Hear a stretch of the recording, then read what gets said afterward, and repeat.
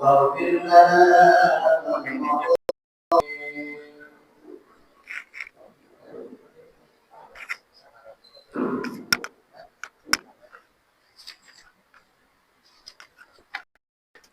سيدنا ومولانا محمد وعلى آله وأصحابه المجاهدين الطاهرين الطيبين.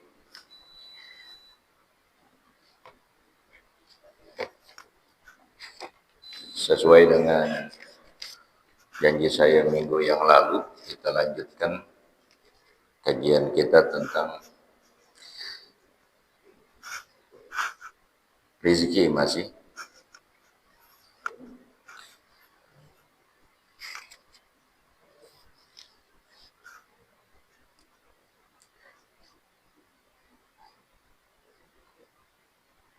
Sebenarnya rezeki itu apa? Di dalam kitab ini, dalam kitab Mafatihul Rizki Abwabul Farj, Al-Imam Mutawalli Sya'rawi rahimahullah di dalam tafsirnya menjelaskan bahwa mahwa rizki, apa yang dimaksud dengan rizki itu? Ar-rizku huwa man tufi'a bihi, segala sesuatu yang bisa memberikan manfaat.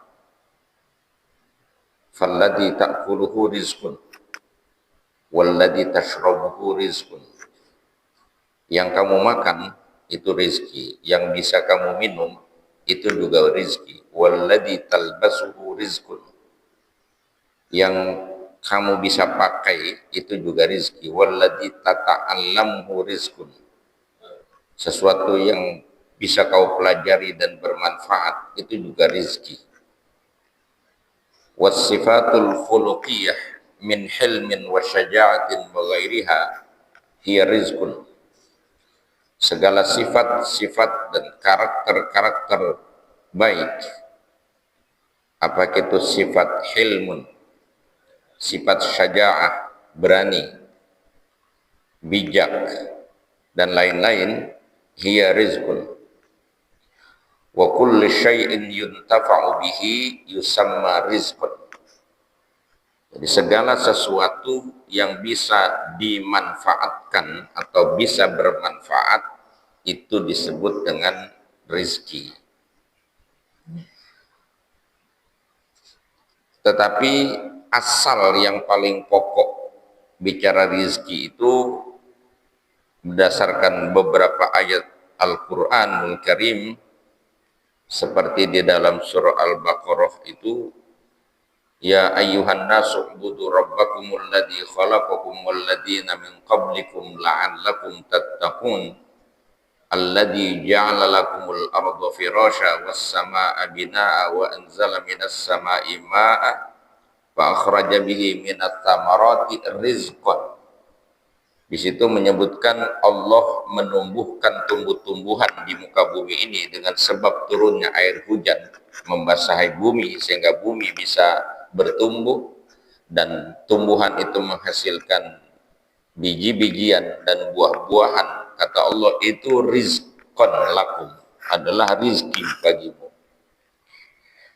Jadi asal muasalnya ya memang sesuatu yang bisa membuat kita bertumbuh, yang bisa kita manfaatkan dalam arti kita gunakan untuk menopang kehidupan kita. Itu asal muasal daripada rizki. Dan ada di banyak ayat lain ketika Allah berfirman, kulu mimma razaqakumullahu halalan thayyibah, makanlah olehmu rizki yang Allah karuniakan kepadamu halalan thayyibah, yang halal, yang thayyib.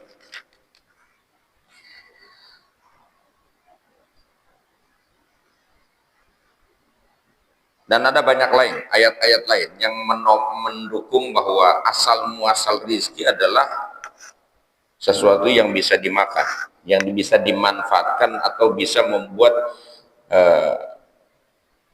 sesuatu yang mendukung pertumbuhan manusia, kehidupan dan pertumbuhan manusia. Itu asal muasal rizki. Apalagi dikaitkan dengan kata kulu, makanlah. Berarti memang secara spesifik dia adalah karunia Allah berupa sesuatu yang bisa dimakan. Tapi apapun namanya, rizki itu, makanan atau minuman kita, berapapun banyaknya disediakan oleh Allah, tapi kalau diri kita tidak sehat juga, itu tidak jadi rizki juga. Makanya ada yang mengatakan sehat itu rizki. Karena dengan sehat kita bisa melakukan banyak aktivitas, tasarrufat. Bisa melakukan aktivitas-aktivitas yang juga bisa membawa manfaat bagi kita. Nah, yang kita mau bahas di sini adalah apakah kemudian rizki itu melulu apa yang kita dapatkan dan kita usahakan di muka bumi ini, cara pencapaiannya. Di dalam kitab Nasaihul Ibad itu ada kutipan seorang ulama mengatakan, talabna rizqa fil ard, kami bersungguh-sungguh mencari rizki di muka bumi ini, fa akhtana, ternyata kami salah, fa wajadnaha fis sama, ternyata rizki itu kami dapati adanya di langit. Nah, begitupun ada ayat Quran yang bunyinya, kaget saya, hampir ini. Ada ayat Quran yang menyebut secara spesifik juga, wa fis samai rizqukum wa ma tu'adun. Ini turunin aja Pak ya. Ribet kayaknya nih.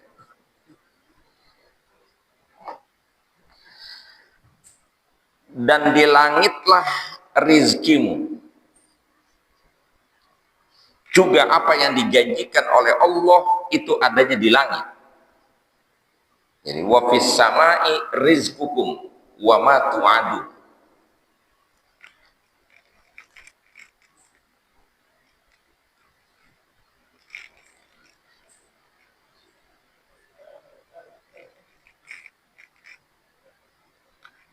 Sebentar, saya mau kasih tahu ayatnya.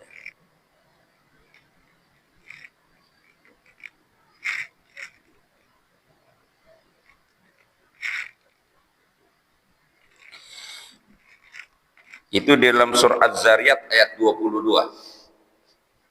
Wa fis samai rizqukum wa ma tu'adun. Dan di langit itulah rizkimu, dan juga apa yang dijanjikan kepadamu itu ada di langit.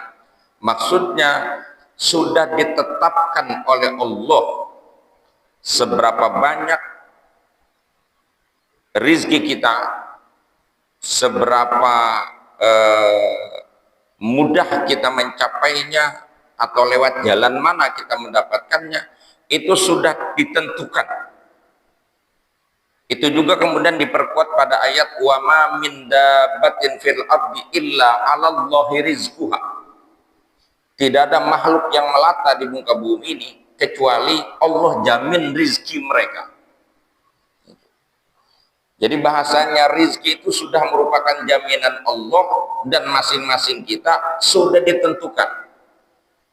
Kemudian ada lagi dalil lewat sabda Nabi. Ketika Nabi menyebutkan inna ahadakum yujma'u khalquhu fi batni ummihi arba'ina yauman. Sesungguhnya setiap orang di antara kamu diproses kejadiannya di dalam perut ibunya selama 40 hari. Kemudian itu berupa nutfah. Kemudian setelah 40 hari dia berubah menjadi mudghah, kemudian mudghah menjadi alaqah. Kemudian situ summa yursalu alaihil malak. Kemudian Allah utus malaikat. Fayu'maru bikatbi rizkihi wa amalihi. Fayursalu alaihil malak. Lalu diutus malaikat. Fayu'maru bikatbi ajalihi.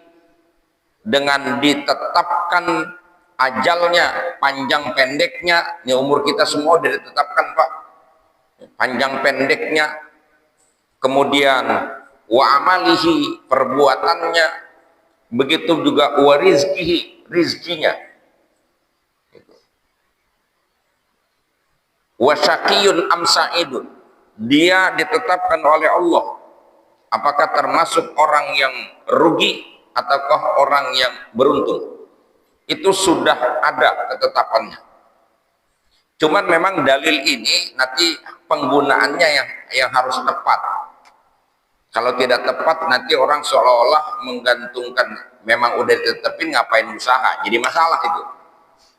Padahal maknanya bahwa segala sesuatu sudah ditetapkan oleh Allah, bukan terkait kita harus diam menerima ketetapan, karena Allah menetapkan sesuatu berdasarkan ukurannya masing-masing, dan itu juga kita diperintah setiap kita untuk melakukan ikhtiar, melakukan usaha. Tetapi hasil yang kita dapatkan itu tidak akan pernah bergeser dari takdir kita. Dia akan. Bahasanya ini terkait dengan urusan khauf dan roja. Apa yang disebut dengan prinsip khawatir dengan nasib kita, maka kita mesti bersungguh-sungguh usahakan. Kemudian roja yaitu optimisme. Sebagai orang beriman kita meyakini Allah Subhanahu wa Ta'ala itu kuasa, maka kita tetap menjaga optimisme kita, harapan kita kepada Tuhan. Dan Allah perintahkan kita selalu meminta dan berharap kepadanya. Nah, yang kemarin saya bahas di depan ini, bahwa maka itu kita sebagai orang beriman jangan hanya terpaku dengan satu jalan rizki yang kita sebut dengan ikhtiar yang sifatnya direct, yang sifatnya langsung. Kalau orang mengatakan saya ini rizki saya lewat kerja, karena memang dia bekerja di pabrik umpama, dia bekerja di perusahaan, dia sebagai pegawai, rizkinya lewat jalur kerja. Kemudian pedagang, rizkinya lewat dagang. Petani, rizkinya lewat pertanian. Itu kan disebut dengan rizki jalur bumi namanya. Memang yang kita usahakan di bumi ini gitu, dalam kehidupan kita. Tetapi ada jalur rizki yang tidak melulu lewat jalur itu, Pak. Ada banyak rizki lewat jalur lain sebenarnya. Dan itu urusannya adalah berkait betul dengan status kita sebagai orang beriman. Ini yang kemarin saya sebut sebagai rizki jalur langit namanya. Nah, disebutkan di sini ada banyak tuh jalurnya. Saya mungkin perlu saya singkat juga nanti. Yang pertama itu rizki kita, jalur jalan-jalan rizki yang atau pintu-pintu rizki yang bisa kita manfaatkan dan kita maksimalkan. Itu yang pertama adalah iman dan amal soleh kita. Keimanan. Di Quran ada ayatnya, surah Al-A'raf ayat 96. Walau anna ahlal qura amanu wattaqau lafatahna alaihim barakatim minas sama'i wal ard walakin kadzabu fa akhadnahum bima kanu yaksibun. Kalaulah penduduk negeri itu benar-benar beriman dan bertakwa, sungguh pasti akan kami buka untuk mereka keberkahan, rizki yang berkah maksudnya, yang turun dari langit dan dari bumi. Walakin kadzabu, akan tetapi kebanyakan manusia mendustai, mereka mendustai kebenaran. Fa akhadnahum bima kanu yaksibun, maka kami turunkan azab kepada mereka disebabkan perbuatan mereka. Kata-kata amanu wattaqau itu menjadi kuncinya, beriman. Sehingga bisa dikatakan ada jaminan utuh dari Allah bagi orang beriman, itu pasti Allah akan berikan kepadanya rizki. Cuma mohon maaf ini Pak, kita ngomongin rezeki jangan melulu nanti ngomong rezeki duit lagi. Ini masalahnya kan kita, otak kita kalau ngomongin rezeki itu duit, ini masalahnya. Padahal nggak melulu yang namanya rezeki itu duit. Tadi saya bilang kita dikasih duit banyak, tapi badan kita nggak sehat juga nggak ada gunanya juga itu. Makanya ada banyak orang miliknya banyak, tapi rezekinya sedikit. Ada orang yang miliknya sedikit, rezekinya banyak.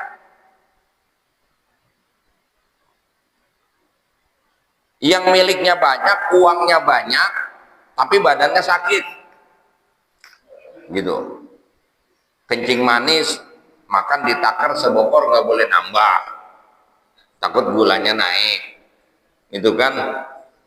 Miliknya banyak, rumahnya mewah, mobilnya mewah, deposit juga banyak, tapi makan ditakar sebokor begitu. Ada orang susah, gajinya gede bawah UMP, pendapatannya mungkin nggak menentu gitu. Tapi rezekinya luar biasa, makan apa aja boleh, Pak. Kalau yang tadi makan aja nasi ditakar sebokor udah nggak boleh nambah, takut gulanya naik. Kalau yang ini modelnya biar duitnya dikit, tapi kalau makan, kalau bakul dan terguling belum berhenti. Dan makan apa aja boleh dimakan. Yang ini yang kaya darah tinggi, makan durian nggak berani, makan sate kambing takut begitu, makan emping nggak berani juga. Sekalinya makan kerupuk melarat tuh yang digoreng pakai pasir gitu. Duitnya banyak, tapi rezekinya sedikit. Termasuk orang pelit, itu rezekinya sedikit.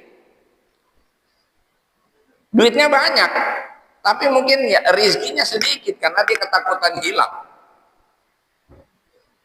Ada, tapi tidak bisa dia manfaatkan.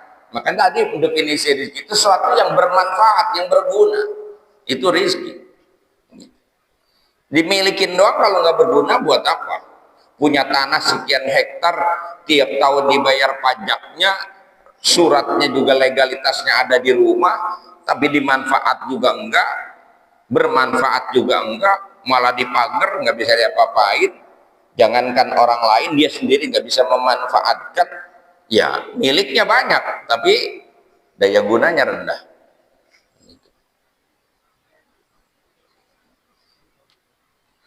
Yang kedua itu ketakwaan. Kalau ketakwaan ayatnya bisa nyambung di ayat ini, amanu wa taqwa.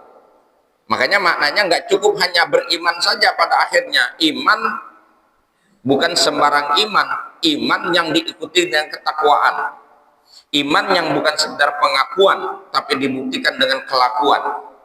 Itu yang disebut dengan ketakwaan. Dan itu jaminannya di ayatnya. Mungkin kita udah hafalah dengan dalil yang biasa dibaca oleh khotib itu, wa may yattaqillah yaj'al lahu makhraja wa yarzuqhu min haitsu la yahtasib. Surah At-Tolaq ayat 3 itu. Siapa yang bertakwa kepada Allah, Allah akan berikan dia jalan keluar. Ini menjadi janji pertama dari Allah. Yang menasukkan jalan keluar adalah Allah akan bantu dia menyelesaikan problem-problem hidupnya. Iya, karena memang hidup ini isinya problem, Pak. Makanya nggak ada orang nggak punya problem dalam hidup. Semua orang punya masalah. Tapi orang yang beriman dan bertakwa tadi akan senantiasa mendapatkan pertolongan Allah dalam menghadapi berbagai macam kesulitannya. Gitu. Setidaknya dia tidak akan pernah sampai pada titik putus asa karena saatnya nanti Allah akan berikan di jalan keluar. Yang kedua, wa yarzuqhu. Siapa yang bertakwa, Allah akan berikan kepadanya rizki.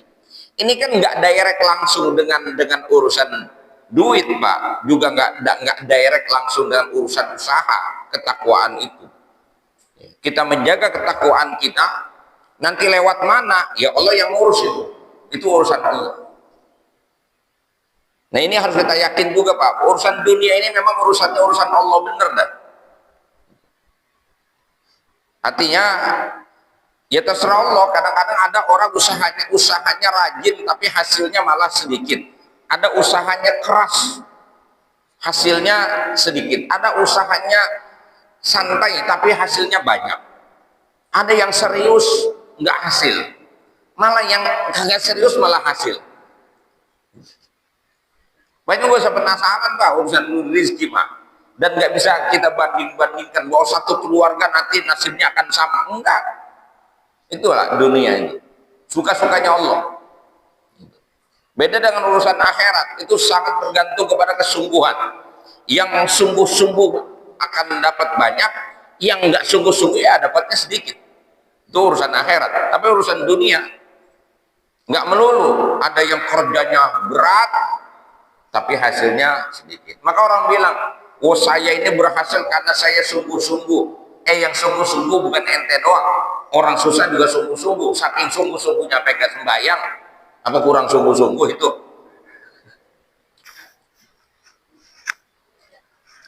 Saya nih kaya karena saya pinter. Loh, emang melulu orang kaya itu orang pinter?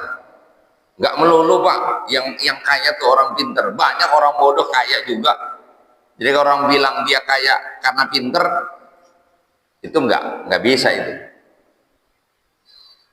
Oh, makanya orang Arab ada syairnya tuh, laukanatil arzaku tajri alal hijab. Kalau rizki itu berlaku berdasarkan otak, berdasarkan pikiran, halakna idan min jahlihin al bahaim, maka binatang akan binasa karena mereka tidak punya otak. Nggak melulu. Itu juga yang kemudian ketika kita membaca riwayat Qarun, kenapa Allah murka kepada Qarun, salah satunya adalah kebanggaan diri dia. Dia menghilangkan Tuhan di dalam rizki yang dia punya atau di dalam harta yang dia miliki. Ketika ditanya orang, kenapa kau memiliki harta banyak, dia mengatakan, innama utituhu ala ilmin indi. Saya dapat harta ini karena ilmu saya. Maka kita yang baca Quran, udah baca ayat ini, masih mengatakan saya kaya karena saya pinter, itu kan sama-sama Qarun sebenarnya.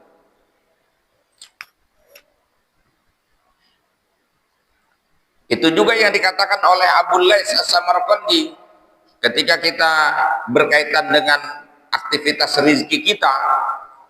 Petunjuk beliau yang nomor 5 itu mengatakan, Allah yara rizqahu min kasbihi. Setiap orang mukmin itu jangan sekali-kali memandang rizkinya itu datang dari usahanya. Bal minallah. Tapi orang beriman harus selalu memandang rizkinya itu datang bukan dari usahanya. Rizkinya itu mutlak dari Allah. Wa yara kasbahu sababan li rizkihi. Sementara usahanya harus dia pandang hanya sebagai sebab saja.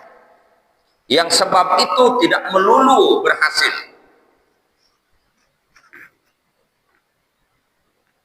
Kalau sebab pasti berhasil, ya semua orang berhasil Pak.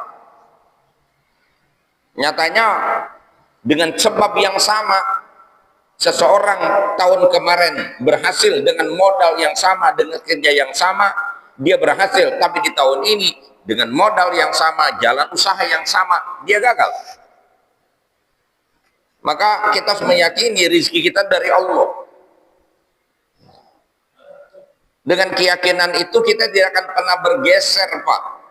Ini masalahnya seringkali kita bergeser perilaku kedekatan kita dengan Allah itu sangat tergantung kepada kesuksesan atau tidak suksesnya kita. Kemarin waktu masih belum sukses, masih rajin main di masjid, masih aktif di masjid, masih rajin sholat jamaah, tapi begitu sukses hilang dari masjid. Ada nggak begitu? Karena dianggap, waduh saya kalau sembahyang mulu kerjaan saya ketinggalan nih, kan kalau pakai sholat jamaah terus ini, waduh proyek saya kacau. Lu padahal yang ngasih rizki Allah. Kalau dia pegang keyakinan rizkinya dari Allah, usahanya sebab, yang dia harus tambah usahanya dan kedekatannya dengan Allah, bukan malah menjauh dari Allah, hanya fokus kepada sebabnya. Makanya ini dimaksudkan rizki itu jalurnya jalur langit harusnya lebih kita utamakan. Jalur bumi ini hanya sekedar ikhtiar biasa saja. Yang tanpa ikhtiar pun kalau Allah mau kasih bisa nggak? Ini saya mau balik pertanyaan. Kalau kita terlalu yakin dengan ikhtiar, saya mau balik sekarang. Tanpa ikhtiar kalau Allah mau kasih bisa nggak? Bisa. Nih yang sering saya kasih contoh nih Pak. Bapaknya usaha, anaknya di rumah nggak usaha. Tapi anaknya bisa menghasilkan rezeki banyak, bapaknya kadang-kadang yang usaha malah gagal. Seorang bapak yang baru anaknya lahir, punya bayi, dia usaha, keluar rumah, beduk subuh, pulang beduk maghrib, kadang usahanya nggak berhasil, sampai ongkos juga habis, sampai rokoknya juga habis, sampai di rumah ternyata rezekinya di rumah numpuk. Karena banyak tetangga yang datang jenguk bayi. Tetangga datang jenguk bayi, ibu-ibu kalau jenguk bayi nggak ada yang tangan kosong, Mbak. Kalau saya ini orang Betawi biasanya, dulu kalau nengok bayi ada emak-emak bikin kue ketan tetel, kue pisang, buras, apalagi itu. Ya sejenis kue-kuean begitu. Nah, kalau sekarang model udah nggak sempat berbikinan, dia beli roti di warung. Ada yang rombongan dia lewat, ibu mau nanya mau kemana itu, mau nengok bayi. Itu nggak sempat berbikinan, nggak sempat bebelian, akhirnya ngantongin duit di dalam amplop. Berangkat rame-rame ke tempat bayi. Ketemu RT di jalanan, ditanya sama RT mau kemana ibu-ibu, mau nengokin bayi. Jawabnya sepakat semua, nengokin bayi. Nggak ada pun satu di antara mereka yang bilang mau nengokin babanya bayi, nggak ada. Semua ngomong mau nengokin bayi. Anehnya ibu-ibu yang mau nengokin bayi itu membawaan itu Pak. Barang yang dia bawa nggak ada yang dimakan bayi itu. Padahal mau nengokin bayi. Ketan tetel, mana bayi makan ketan tetel. Ibu-ibu tahu kalau bayi belum makan ketan tetel. Dibawain ketan tetel. Yang lebih aneh dikasih duit di amplop. Padahal bayi belum tahu Pak warung di mana buat jajan. Akhirnya makanan itu dimakan oleh saudara-saudaranya bayi, dimakan oleh emaknya bayi, dimakan Pak, itu duitnya sama bapaknya bayi. Bapaknya pulang nggak punya rokok, sampai di rumah gendong bayi, amplop jatuh. Pas dibuka ada 50 ribuan, dua. Kata bapaknya, beli rokok Samsung ini 2 bungkus. Coba lihat, bapaknya usaha nggak dapat, malah bayi yang di rumah saja. Dan bapaknya bukan ngongkosin bayi, malah bayi ngebanin bapaknya. Yang usaha siapa? Bapaknya.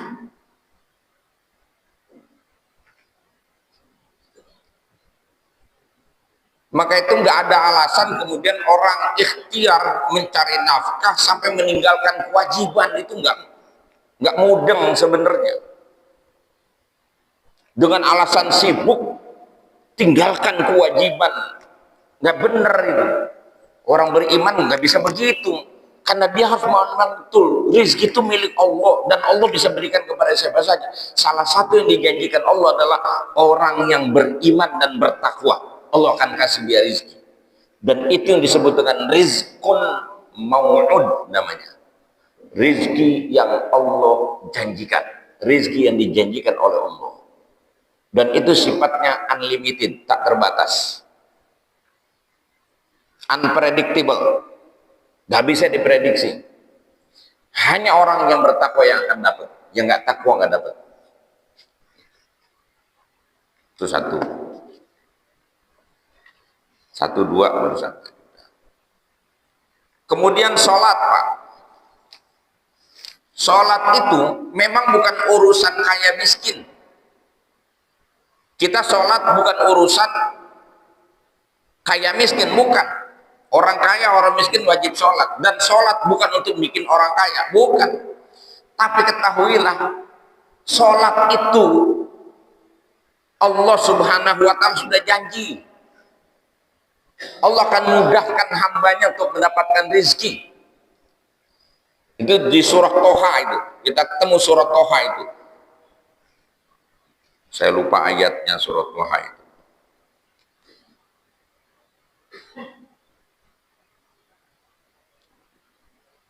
Wa'mur ahlaka bis shalah. Hafal sih saya, cuman enggak bilangan ayatnya saya lupa. Wa'mur ahlaka bis shalah wastabir 'alaiha la nas'aluka rizqa nahnu narzuquka wal aqibatu lit taqwa.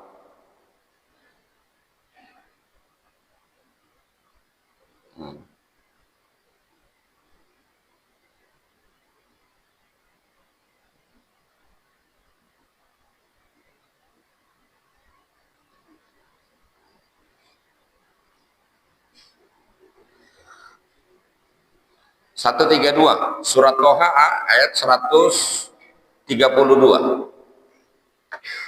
Wa'mur ahlaka bis sholat, perintahkan keluargamu untuk sholat.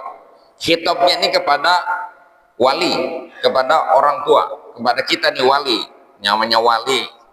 Wali dalam keluarga kan kita nih, suami. Perintahkan keluargamu untuk sholat, istrimu, anakmu, dan orang yang di bawah tanggunganmu, perintahkan sholat. Bukan kita saja yang sholat. Kita harus membangun kewajiban Allah itu bersama-sama. Perintahkan keluargamu untuk sholat. Wastabir 'alaiha, dan bersabarlah atas sholat itu. Artinya dalam kondisi apapun, jangan sampai kau tinggalkan yang namanya sholat.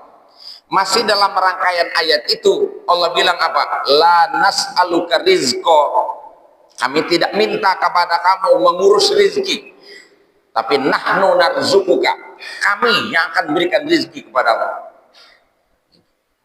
Kami nggak minta rizki, kata Allah, tapi kami yang kasih rizki sama kamu, kata Allah.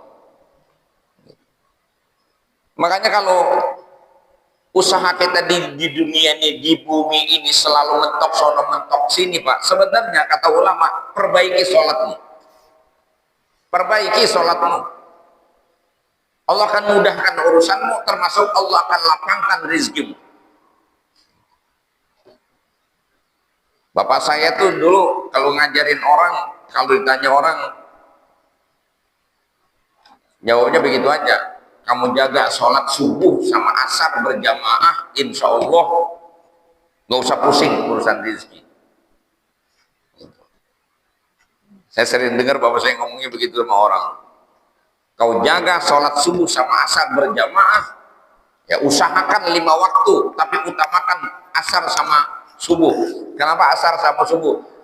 Yang namanya orang kerja, Pak, urusannya asar sama subuh kejaga, Zohor, maghrib, isya pasti ikut itu. 5. Perbaiki sholatmu, Allah akan beresin urusanmu.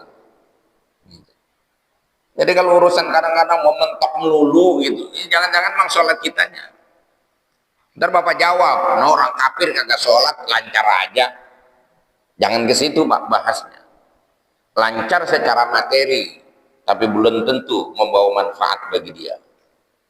Gitu. Karena rezeki itu tidak melulu uang. Yang kedua, yang saya supaya jangan nanti keburu siang. Kenapa kita lihat orang-orang non-muslim kadang malah pencapaian mereka lebih banyak dari kita? Itu Allah di Quran tidak menyebutnya sebagai rizki, Pak. Allah menyebutnya dengan sebutan lain, itu namanya mata. Apa tuh mata? Mata itu hanya sekedar perhiasan dan kesenangan dunia yang sebentar. Itu ayatnya, la yagurrannaka taqallubul ladzina kafaru fil bilad mata'un qalilun tsumma ma'wahum jahannam wa bi'sal mihad. Itu di surah Ali Imran, di ujung itu, di belakang.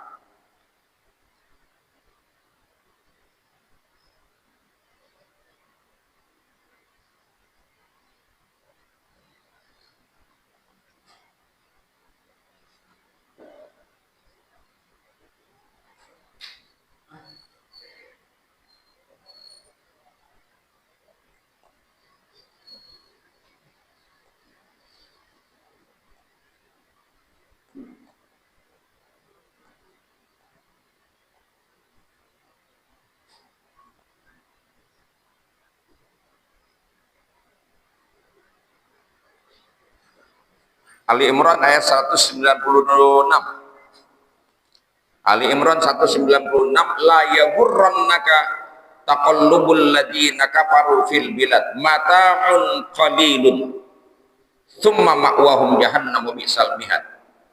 Jangan sekali-kali kamu terpedaya oleh kebebasan orang kafir bergerak di dalam negeri. Maksudnya jangan kau terpedaya dengan kemudahan akses hidup orang-orang kafir itu dengan melata di muka bumi ini, seolah kunci dunia mereka yang pegang. Kata Allah, jangan kau terpedaya, jangan terpesona, jangan kesan. Kata Allah, itu mata'un qalilun, itu hanya kesenangan dunia yang sifatnya sedikit dan sebentar, volumenya sedikit, waktunya pun sebentar, dunianya sebentar. Betapapun hari ini orang-orang yang dikatakan orang terkaya di dunia semacam Elon Musk begitu, seberapa lama dia bisa hidup di dunia? Seberapa banyak juga dia manfaatkan kekayaannya untuk kesenangan dirinya? Nah, itu kata Allah, hanya mata'un qalilun. Tsumma ma'wahum jahannam. Kemudian nanti tempat kembali mereka adalah jahannam. Wa bi'sal mihad, dan itu seburuk-buruk tempat kembali. Nah, lanjutannya, lakinil ladzina taqaw rabbahum, akan tetapi orang-orang yang bertakwa kepada Tuhan mereka, lahum jannatun tajri min tahtihal anhar, mereka akan mendapatkan kemewahan sorga, keindahan sorga yang mengalir, sorga dengan segala keindahannya yang mengalir di bawahnya sungai, khalidina fiha, mereka akan kekal di dalam sorga, nuzulam min indillah, yang itu merupakan anugerah langsung dari Allah. Kalau ngitung amal-amal kita nggak seimbang dengan balasan sorga yang bakal kita dapat. Jadi jangan bilang orang kafir rezekinya banyak, salah bapak ngomongnya. Orang kafir kesenangannya banyak, oke. Mata'unnya banyak, materi dunianya banyak. Mungkin dia bisa senang-senang, tapi itu bahagia enggak? Karena senang itu sifatnya apa namanya, temporer, sedangkan bahagia itu permanen. Kalau kita sudah bicara bahagia dunia, bahagia akhirat. Mereka bisa senang di dunia, tapi tidak akan senang di akhirat. Bukan bahagia namanya, itu senang saja. Dan senang itu temporer. Kalau bahagia itu permanen. Yang dijanjikan buat orang beriman itu ya permanen. Saya mau kembali tadi bicara sholat. Kalau rezeki kita macet, usaha kita serba salah, nasib kita terasa semakin tidak jelas, kata guru-guru dan kata orang tua, perbaiki sholatmu. Ukurannya apa memperbaiki sholat? 3, Pak. 3 cara memperbaiki sholat kita. Pertama, tertib tempat. Tempat sholat yang terbaik adalah masjid. Khairul biqa' fil alam, ini masjid. Tempat terbaik di muka bumi adalah masjid. Sekumuh-kumuhnya masjid, serombeng-rombengnya masjid, di mata Allah itu tempat yang paling mulia.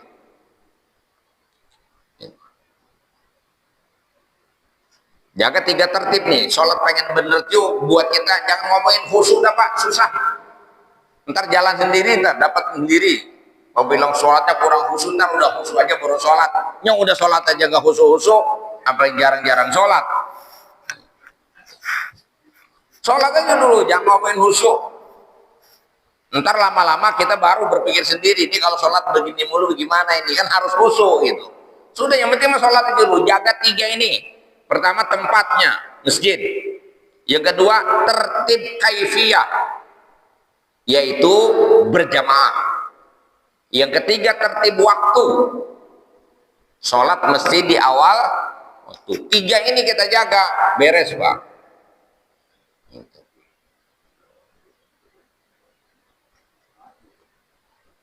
Bukan nanti jaga 3 sholat duit banyak, enggak, rizkinya pasti banyak. Bukan duitnya banyak, rizkinya pasti banyak. Gitu. Anak yang bakti sama orang tua, istri yang mudah diatur sama suami. Jangan-jangan kita punya pendapatan rezeki banyak, bini kita nggak bisa kita atur, repot urusan itu. Makin banyak bapak kasih duit, makin belagu, ada nggak? Kemarin waktu masih susah, masih sopan santun, begitu kaya duitnya banyak, udah nggak bisa diatur. Bisa jadi pak, ngayap mulu. Tahu ngayap? Kan berkurang rezeki kita berarti. Ya. Kemudian apa lagi? Saya singkat-singkat aja lah. Istighfar.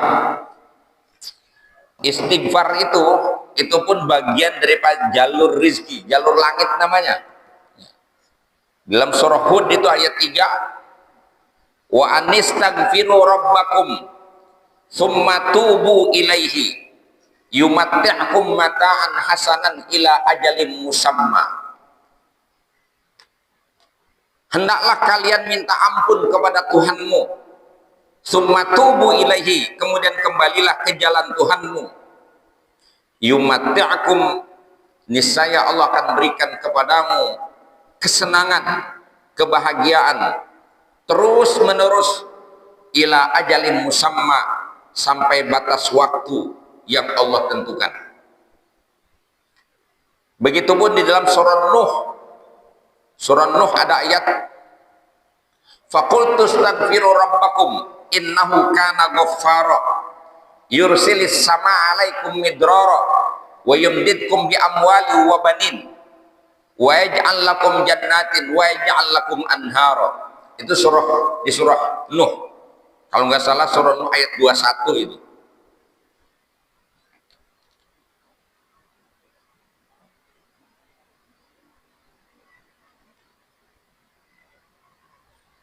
Surah ayat 11, surah Nuh ayat 11.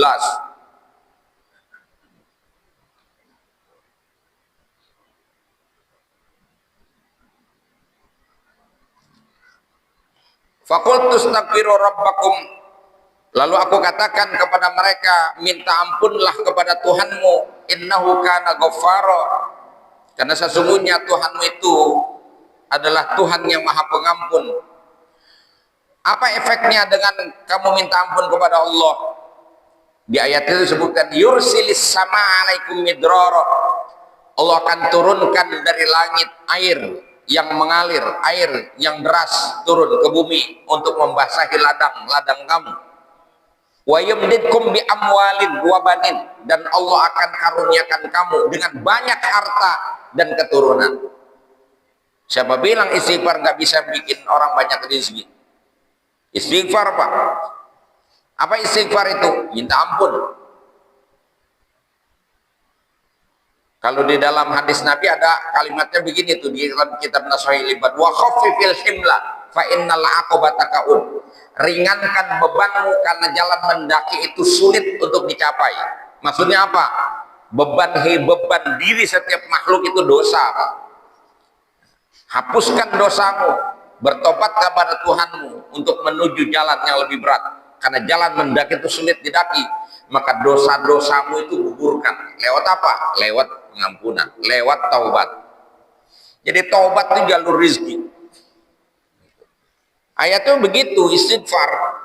Makanya para ulama mengatakan minimal di pagi hari itu 1000 istighfarnya, sore 1000 istighfarnya. Karena Nabi bilang apa? Istaghfiru rabbakum fa inni atubu fil yaumi mi'ata marrah, kata Nabi. Minta ampunlah kepada Tuhanmu karena aku sendiri meminta ampun kepada Allah tidak kurang dari 100 kali tiap hari. Tidak kurang 100 kali aku minta ampun kepada Allah. Padahal Nabi itu maksum. Ini menjadi tarbiyah sebenarnya buat kita, untuk menjadi contoh kita yang nggak punya dosa saja istighfar, apalagi orang model kayak kita. Bahkan istighfar kita itu bukan cuma bicara dosa pak.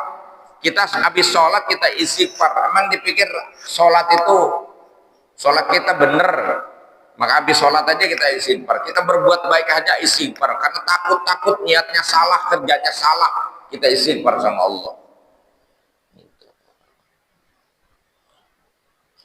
Nah, kemudian syukur. Nah, syukur itu jalur rezeki juga. Apa kata Allah? La in syakartum la azidannakum. Kalau kamu bersyukur, aku tambah. Jelas itu. Dan kalau pengen tambah lagi, syukur. Punya bini satu pengen dua, syukuri dulu. Bini kalau mau nambah, ntar dikasih. Ngomongin kawin. Karena kalau ngobrol di belakang biasanya ngomonginnya kawin tuh, Pak.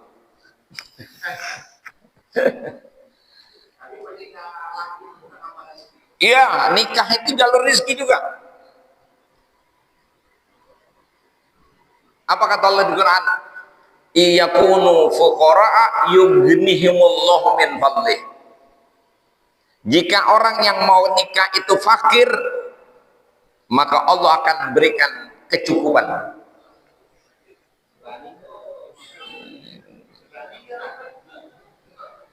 Dalam hadis ada hadis yang begini, tanakahu taksuru, gitu. Nikahlah kamu, maka kamu akan semakin banyak. Allah akan berikan kepada kamu rezeki yang banyak, bisa banyak anak, gitu. Karena kalau kita udah nikah itu rezeki istri nanti lewat kita. Dia doa, dia bakti sama suami, dia takwa sama Allah, nanti rezekinya lewat kita. Makanya makin banyak bini makin banyak ya rezekinya. Dikemplang sama ibu-ibu nih ngomong begini. Syukur, kemudian sedekah. Nah ini juga nih. Sedekah itu Bapak boleh lihat di dalam Al-Quran surah Al-Lail. Surah Al-Lail itu bunyinya فَأَمَّا مَنْ أَعْطَى وَاتَّقَى وَصَدَّقَ بِالْحُسْنَى فَسَنُيَسِّرُهُ لِلْيُسْرَى وَأَمَّا مَنْ بَخِلَ وَاسْتَغْنَى وَكَذَّبَ بِالْحُسْنَى فَسَنُيَسِّرُهُ لِلْعُسْرَى.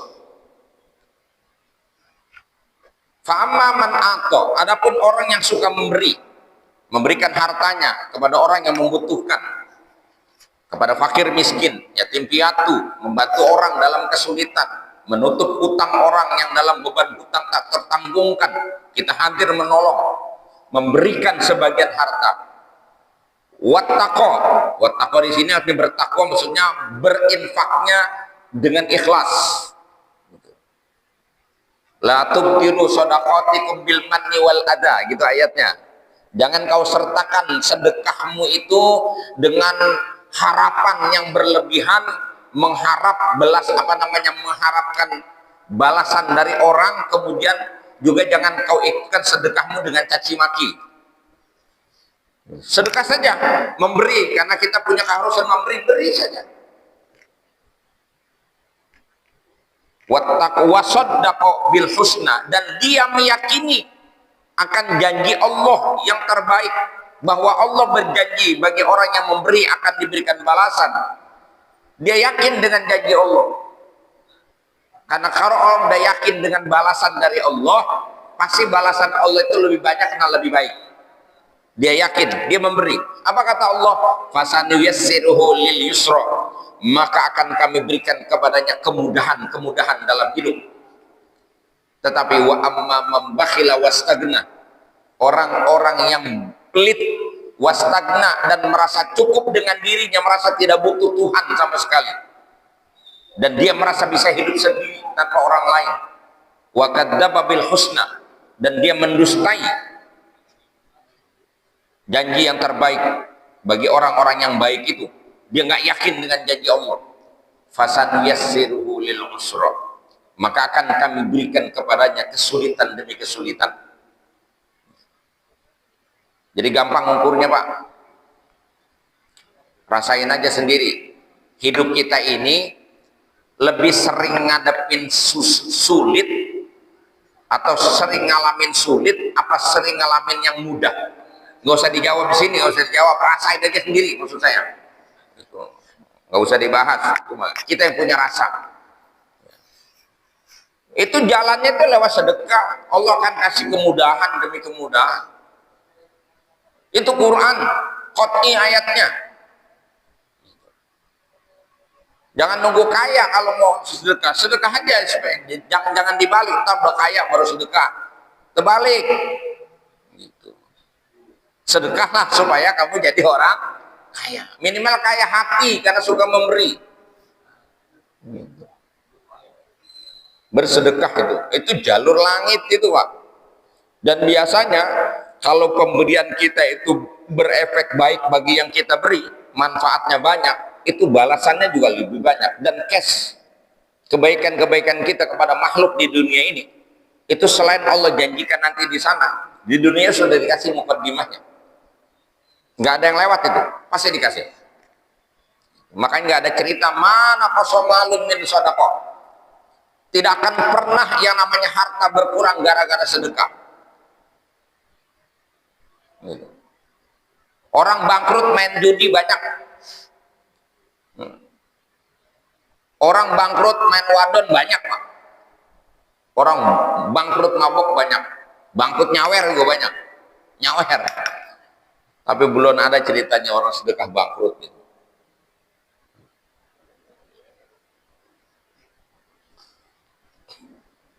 Kemudian yang selanjutnya silaturahim. Silaturahim itu juga itu jalan kita untuk mendapatkan rezeki. Itu Nabi sudah bilang, man sarrahu an yumaddalahu fi umrihi wa yuwassa'u lahu fi rizqihi wa yudfa'u anhu mitata su'i falyattaqillah wal yasil rahimah. Siapa orang yang ingin dipanjangkan umurnya, diluaskan rezekinya, dihindari dari kematian yang buruk, maka hendaklah dia senantiasa berusaha bertakwa kepada Allah, wal yasil rahimah, dan hendaklah dia jaga silaturahminya. Upaya untuk selalu menyambung tali kasih sayang. Jadi melimpahkan kasih sayang kita kepada manusia. Wujudnya macam-macam. Bisa dengan perhatian, ya bisa juga dengan lewat sedekah gitu. Yang namanya silaturahim. Silaturahim itu jargon, Pak, yang digunakan dalam Islam, hubungan manusia yang didasarkan atas dasar kasih sayang. Jadi mesti dijaga terus kontinuitasnya, dan pola jaganya itu lewat kasih sayang. Makanya dalam Islam ukhuwah yang kita bangun itu adalah ukhuwah yang didasarkan atas dasar kasih sayang, bukan atas dasar untung rugi. Maka kita bergaul dengan orang jangan melulu bergaul sama yang kaya-kaya supaya bisa pinjam duit gitu. Nah,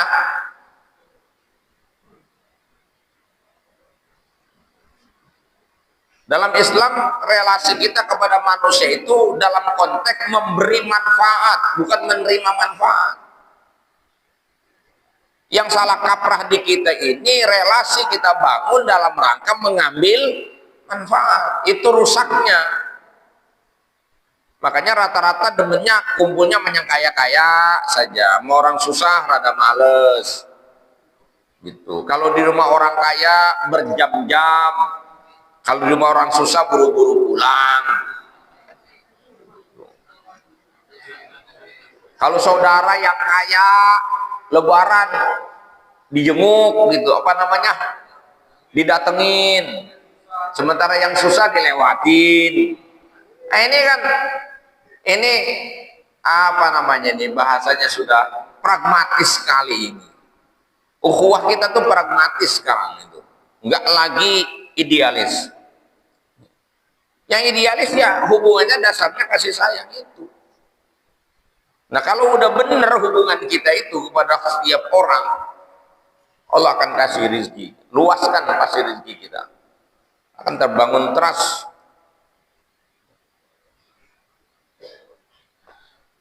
Banyaklah, dah, udah siang. Ada 18. Itu gak cukup tuh. Kalau masih nyambung bulan depan insya Allah kita terusin.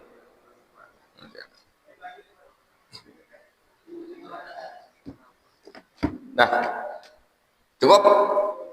Subhanallah bihamdi, subhanakallahumma bihamdika, asyhadu an la ilaha illa anta astaghfiruka wa atubu ilaik. Wassalamualaikum warahmatullahi wabarakatuh. Demikianlah kajian subuh yang sampai membuka Bapak Haji Biyakumullah. Semoga memberi semangat bagi Allah yang kita. Kita bawa saya